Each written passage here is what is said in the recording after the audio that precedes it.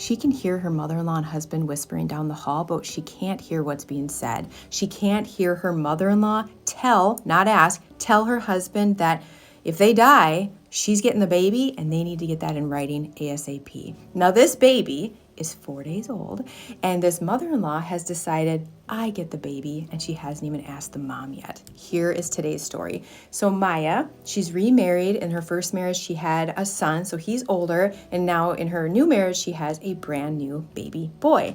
His parents did fly in to help with the birth. They've always been really loving, accepting, inclusive for her and her son, so he has wonderful grandparents with her in-laws.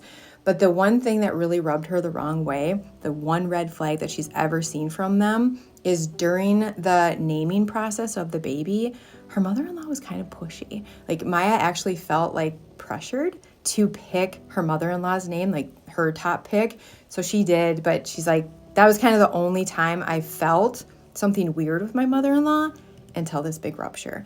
So this is where she heard the whispers down the hallway, where her mother-in-law decided, I get the baby if you guys die. And she never mentioned this to Maya. She didn't wait for Maya to be there, and she wanted it in writing right away.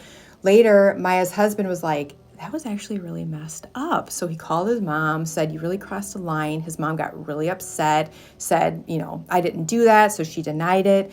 She never apologized and continues to this day to demand weekly photos, lots of FaceTime calls, and like holidays as if nothing ever happened. Maya and her husband, they have pulled back. This holiday season, they actually didn't invite them over. So they live in a different state, I'm pretty sure, but they didn't invite them to travel over. So they stayed just by themselves. So yeah, they've really pulled back, and she's wondering, was I right to pull back? Because it just feels really weird that A, she would have the conversation without me. B, she was talking about my death when my baby was just 4 days old. C, she didn't mention my older son. So we're separating the brothers, and all the other stuff. It's just, it just didn't feel good. So she's coming to us just saying, what do you guys think about this? All right. I can see why this would be very jarring. Truly. I can see that because we're talking about guardianship without both parents present. She's not asking, she's telling, she wants to get it in writing, and she's not talking about keeping the siblings together. So that was definitely very weird. Now on the mother-in-law's side, just to kind of have her back, because she's not here to defend herself or share her story, I can totally see her jacked up on cortisol and adrenaline, running on coffee and stress. Like, she's just, sleep deprived as well, I'm sure, and really wrapped up in this moment. So everything is heightened, and I can see her just looking at this helpless baby. This is maybe the first time that she's a grandparent to a baby, and she's just thinking about the worst possible thing that could happen, and we need to get this in writing, and maybe her worry got ahead of her, and she blurted something out without any ill intent. Just saying that. Also, just so you know, she could not remember saying such a thing. Like, she could have been so out of it in such an elevated state, like fight or flight, freeze or fawn. She doesn't even remember it, so she may not be lying. So I just want to put that out there.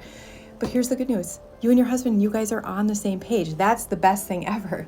So the first thing I would do if this were my family is shut down side door conversations. So I would tell my husband, going forward, if your mom tries to come and have a serious conversation about guardianship or anything with our kids, our marriage, our home, finances, whatever, anything where you feel like, this doesn't feel good, like Maya should be here, I need you to shut it down. And you can just give them a script like, oops, mom, like this kind of seems a little bit serious. Let's go pull in Maya. That's the first thing I would do. Shut down the side door conversations. And then I would have one big joint conversation and wrap this up. So I would have my mother-in-law there. I would have my father-in-law, my husband, and myself. I would sit down and I would say, I understand your heart was in the right place. You were just concerned about your brand new grandbaby. I get that. And I have to tell you, it hurt me so much that you had that talk without me. So going forward, any big discussions like this, I need you to wait until we're both in the room. I would not debate it. Like, even if she gets really emotional or defensive, I'm not going to get caught up in her logic. I'm going to calmly repeat what I said, and that's it. So one joint conversation and then done. Then just with my husband, I would decide what boundaries feel good right now in this season of life. Like, we got 2 kids now. We have a brand new baby. I'm healing from a C-section. when your parents visit, they have to stay with us. What feels good? Do we want them staying? Do we want them being at a hotel? How often do we want visits? How often do we want to FaceTime? And when do we want to FaceTime?